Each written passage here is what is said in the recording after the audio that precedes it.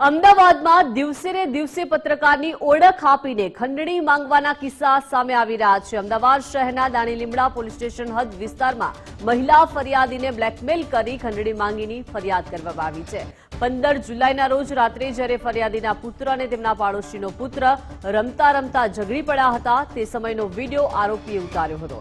આરોપીએ એ બીજા દિવસે ફરિયાદી મહિલા પાસે ગયો અને તેના મોબાઈલમાં ઝઘડાના ફોટોઝ વિડીયોઝ લીધા હોવાનું જણાવી બ્લેકમેલ કરી રહ્યો હતો।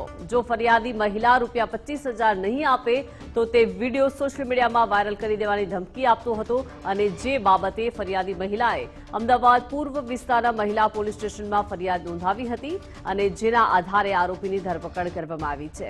અગાઉ થોડા દિવસો પહેલા જ ગાયકવાડ હવેલી પોલીસ સ્ટેશને ઓજેફ તિરમીજી નામના શખ્સની પણ પત્રકાર બનીને ખંડણી માંગવાના આરોપ હેઠળ ધરપકડ કરવામાં આવી હતી, જેની સામે પણ 5 જેટલા ગુના નોંધાયેલા છે।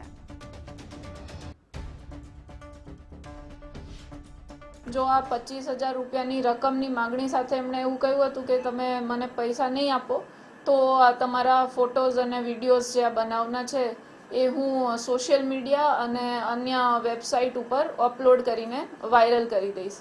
આ પ્રકારની ધમકી જ્યારે આપી અને સાથે એમણે ગાળાગાળી પણ કરેલી હતી બનાવ સમયે અને પછી આ ફરિયાદી બેનના ત્યાં મધર આવી જતા એ ત્યાંથી ભાગી ગયા હતા। જે અનુસંધાને આ બાબતે બેને પોલીસ સ્ટેશન ખાતે ફરિયાદ નોંધાવી છે। મહિલા પોલીસ સ્ટેશન પૂર્વમાં BNSની કલમ 308(3), કલમ 74 અને કલમ 296B અંતર્ગત ગુનો દાખલ કરેલો છે અને તારીખ 30/7/2025ના રોજ આ આરોપીની અટક કરવામાં આવી છે।